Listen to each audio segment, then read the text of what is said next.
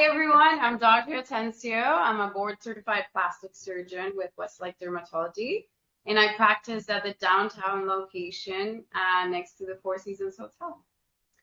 Hi, and I'm Dr. Amy Mechanic, and I'm also a board-certified plastic surgeon with Westlake Dermatology, and I am actually at the Domain location, the Lamar location next to Central Market, and up in Georgetown. Welcome. And today we're discussing labiaplasty. It's a very girly topic, so I love it.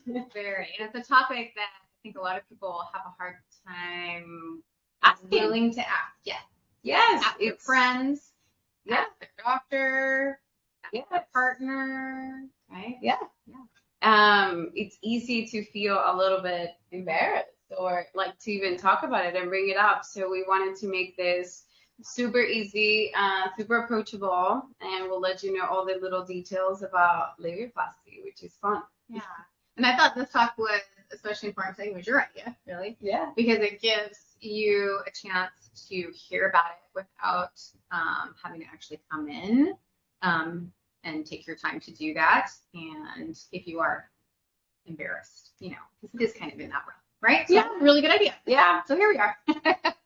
All right, so what's labiaplasty? Labiaplasty, it's a procedure that treats the excess lax tissue in the labia minora primarily. So it's that reduction of that tissue that sometimes overhangs outside of the labia majora. It can be from congenital, just your whole life has looked like that, or some people experience some changes after pregnancy. It can happen to anybody and most women, I think. Yeah, definitely. I think most of it is happens to women after, it's not a congenital thing for most people. And a lot of women who've had children experience it, or if they've had problems in obstetrics with the vaginal area that just isn't kind of the way that they want it to be, and there's nothing you can really do unless you go in there and make some adjustments. Also, if someone they've been exercising a lot, right, or if they've had swelling down there or any infections or any injury, there's a lot of different ways that things happen, and we're here to fix it. Yes, we want you to know that actually something can be done about it, and it's really easy. That's the key. Yeah. This is super, super easy. It doesn't take much time. It doesn't hurt very much, and that's kind of the juice. Yeah, it really is. It's just so nice that offer that too. Absolutely. So who is a good candidate for labiaplasty? I think, women, if you struggle with the excess tissue, and it can be, like you said, painful or like getting irritated during intercourse or during certain activities like biking or running. Some people have trouble with clothing, with swimsuits or like tight yoga pants, and they don't look exactly the way that they want to. Or even like you can have a little bit of tearing even during intercourse or things like that. So if you're experiencing any of those symptoms or simply cosmetic, right? Mm-hmm. It could also be that you just want it to look different, and all of that are reasons that people can have this procedure. Yeah, I think that the way that clothing has come over the years really emphasizes that area. And for a lot of women, if they're having an issue with that, then it shows, and it can be embarrassing. And so I definitely have seen a lot more people who are looking to make a change down there because of this being one of the number one things. And then the second thing that I see is having it be painful. So if someone really exercises a lot, you'd be surprised. The friction down there and things just get kind of folded on each other, and it really does limit you. I mean, yeah, it really does. It's a thing. So nothing to be ashamed of. It's easy and it's quick. I think contraindications, right? Who is not a perfect candidate? I think smoking is a big deal. You need to heal. So if you're a smoker, we're going to talk about stopping all nicotine products like we do for the most part for most surgeries. That's because it prevents healing.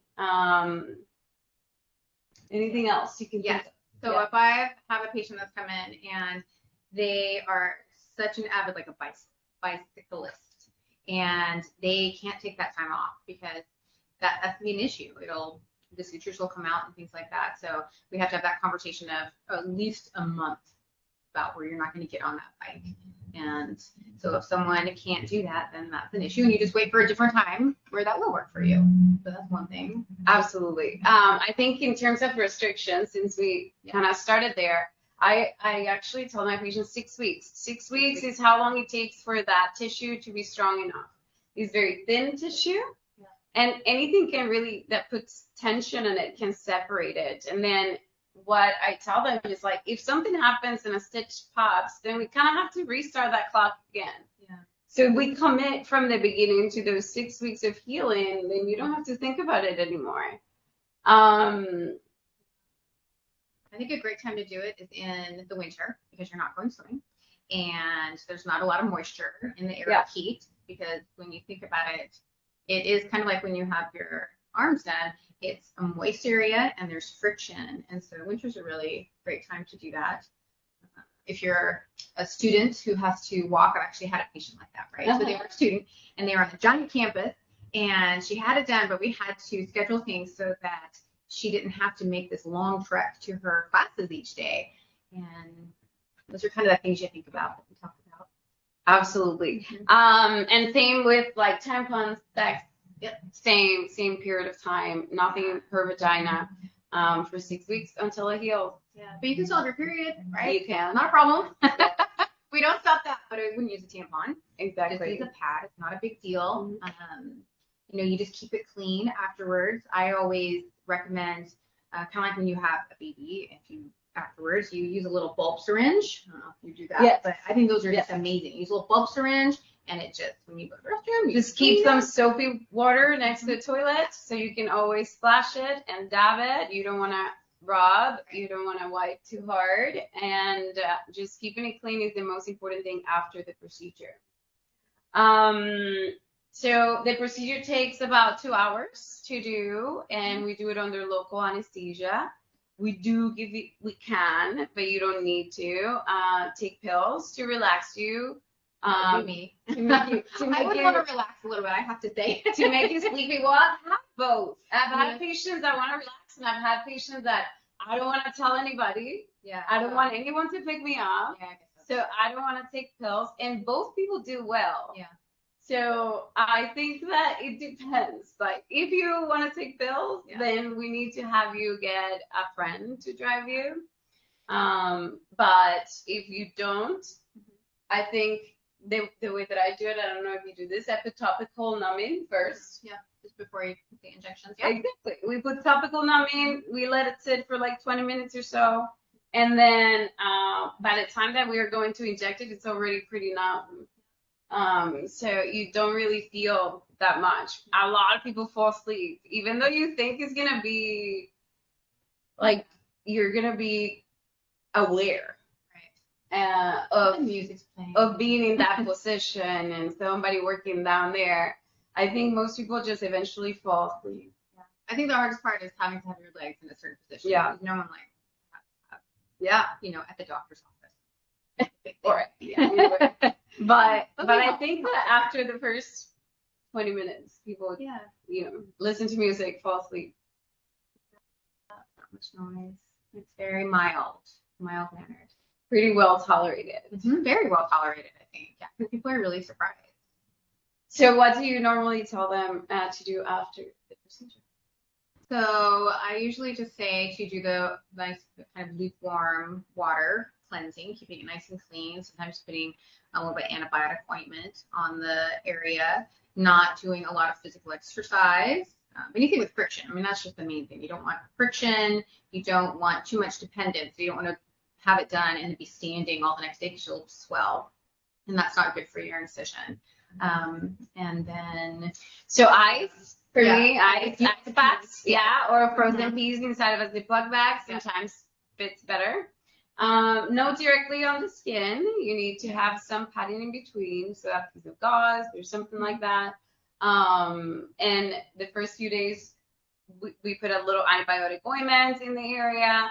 at least once a day, just to keep the area clean and free of infection.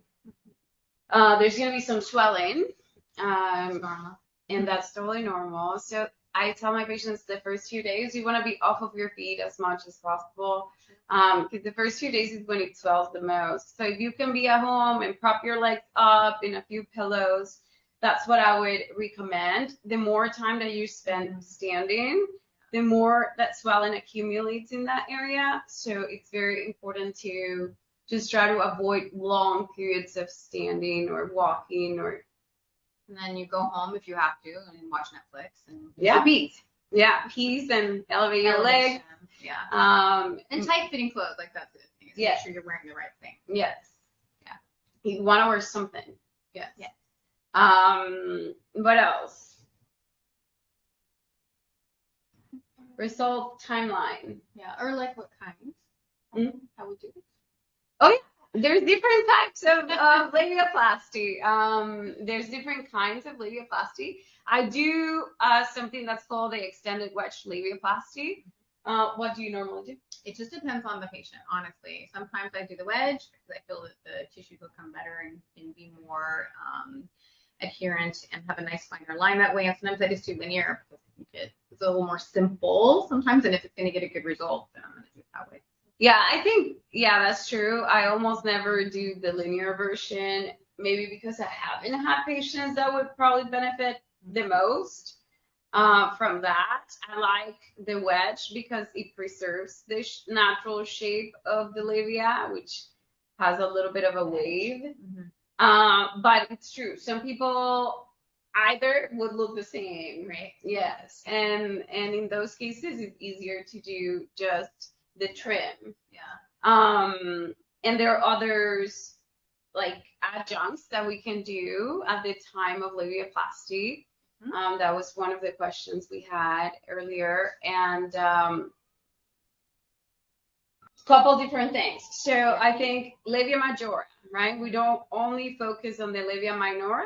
If you have like enlarged labia majora, we can also do a reduction at the same time. Or sometimes these plumpness. Yeah, and I like the plumpness for sure is something that you can see with age or with extreme weight loss. So some of these patients who are on the skinny shot, sometimes they're going to have this happen also. And it's a very simple procedure. You just get a little fat from somewhere in the body. The abdomen's the easiest, and then inject it. There's just fat grafting, just like you would do to the face. In fact, we can take a little fat and do some in a few areas, which I've done before. Oh yeah. We harvest the fat, and it's not a lot of fat. So it's just a tiny little bit of fat that we can get. Sometimes I use the inner thighs just because they're in the same healing area. And then just get a little bit from there and transfer it to the labia majora if you need a little bit of plumpness, a little bit of volume, which I agree happens with weight loss or aging. So it's important to just look at the whole picture. Yeah, and when you do a resection of the labia majora, it heals really nicely too.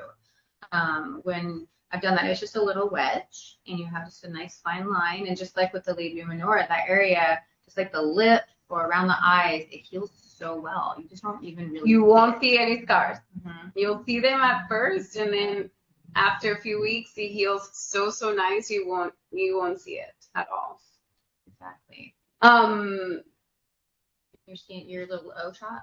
Oh yeah. So another one of our questions was, does it help with sensitivity or loss of sensitivity in the lady parts? And I'm assuming that it's during intercourse. This question. So the labiaplasty itself, it doesn't really help with sensitivity, but it helps with confidence, and I think that's a big deal because if you feel more confident about yourself, I think you're gonna enjoy it more, and I think that helps.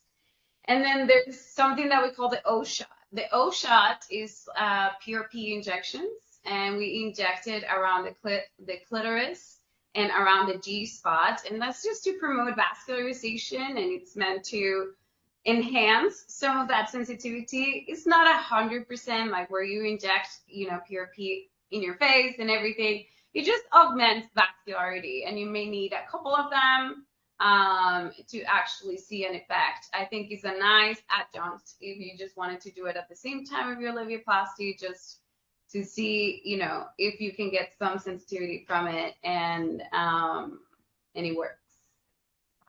And while you're down there, you might as well. Yeah. Right? Yeah. And then clitoral hood reduction. Yeah. There's different kinds. Most of the time I do. You always do.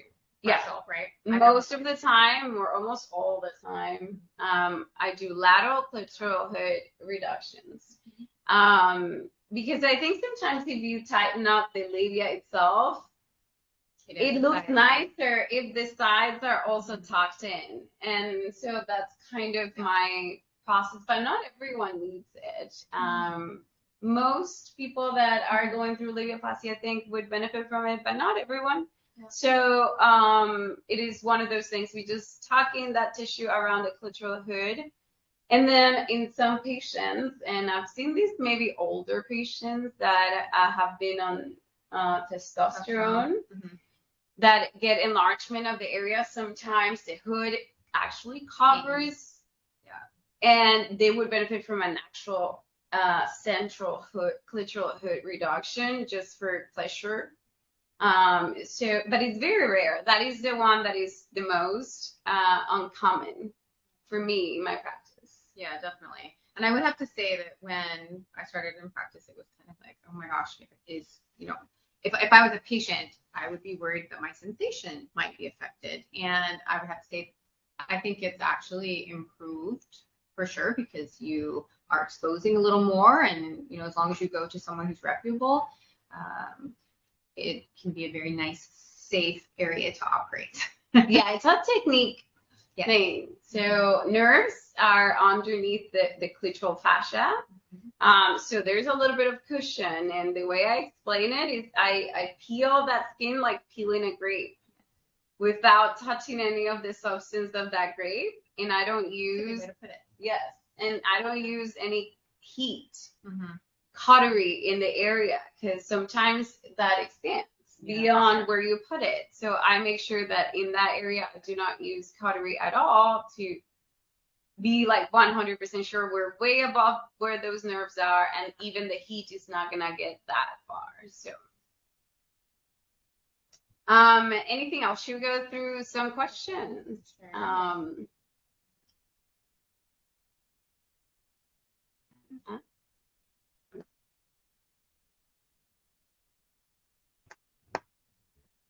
All right. So first one is, will I have any scars? And I think we already.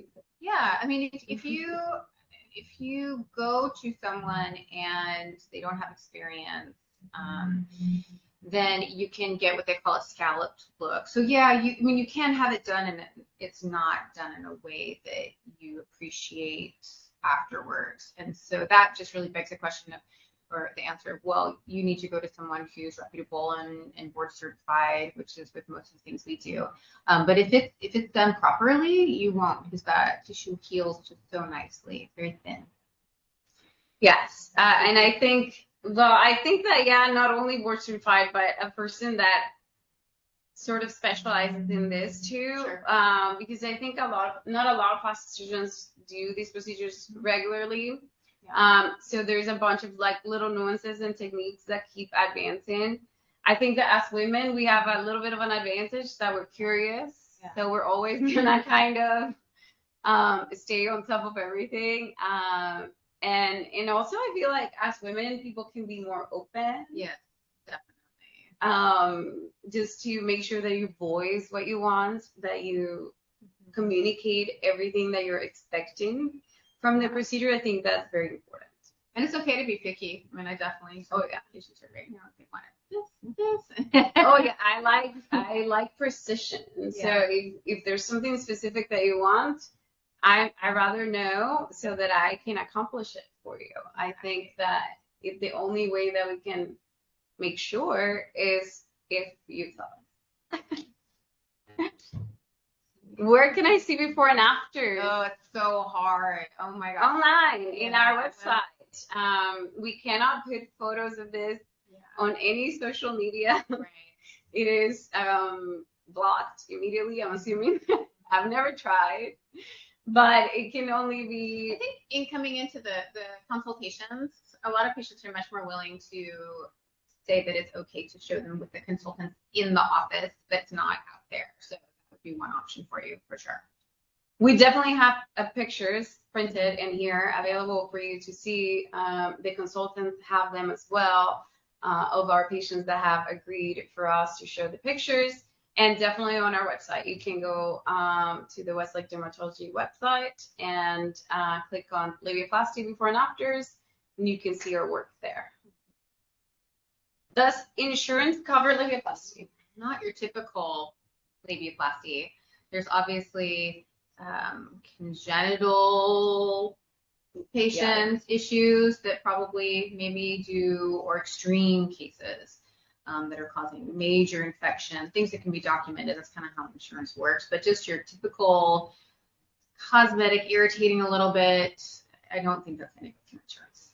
Yeah, I don't think so. I recently had a patient also try, and it was very, very hard, even with the codes and everything. I don't think that most insurance companies cover labiaplasty. So it is going to be direct cost. Maybe someday. Are there any risks to labiaplasty? Sure, you can always, with any surgery, have either some little bleeding or an infection. You can have some fluid accumulation in the area called the seroma. And a lot of that's related with the seroma. It's related, I think, more to activity afterwards. And as long as we are all communicating on the things that are okay to do afterwards, then I think those risks are really, really, really low. There is the potential that the straight line or the contours of the incision are a little bit different than expected. There's always that possibility, because one thing about that tissue that's wonderful about healing is that it does kind of contract in a little. Mm-hmm. So it's a little less forgiving, and that's why it takes an eye that has experience to predict what areas are going to pull back more than others, and I think that's helpful to get the right outcome. Yeah, I agree. Bruising. Yeah, rare, right? I mean, yeah. I would say so rare with the bruising, because the numbing medicine that we put in also has epinephrine in it, and so that kind of controls for bleeding. It's a very controlled procedure, very controlled. And I think swelling. Yeah. Some people swell more than others. Some people don't swell too much. Some people swell a lot. Yeah. And we'll walk you through that process. Sometimes I tell my patients to do Epsom salt baths, like just to sit in it for 15 minutes just to help with that swelling if necessary. So I think probably that's, and if we do fat transfer, sometimes like loss of that fat is inherent to any fat transfer procedure. Maybe if we do fat transfer, there's more bruising. Yeah, that would be true. And more swelling. And more swelling, yeah. So it depends. How much does it cost? So we have a promo for today if you attended our webinar, and you'll be receiving a discount on the procedure. And anybody that attended and has questions, our consultants will reach out and give you pricing and give you a quote for the procedure. But everything is included in that quote. All of your follow-up appointments and the operating room fee, all of that stuff is going to be in there for you. Yeah, and since it's not under general anesthesia, I think the price is very, very reasonable. It is very anything reasonable. When it's not under general anesthesia is much more reasonable. Yeah. Perfect. Other couple questions we had is timing about hair in the area. If you want to shave, or if you want to wax, or if you want hair removal. I would say anything that's going to irritate the area, like waxing or shaving, just at least a few days before. You don't want to do it right before we do surgery, because we clean it with like soaps that can be irritating. Yeah. So if you have any sort of open areas or like already bumps, then it's gonna be really more painful. Yeah, but we would talk about that in the pre-op to remind you. Yeah, because everybody's different. You know, if you're waxed and all of that. Perfect. And the last question I saw was, does it tighten the vaginal canal?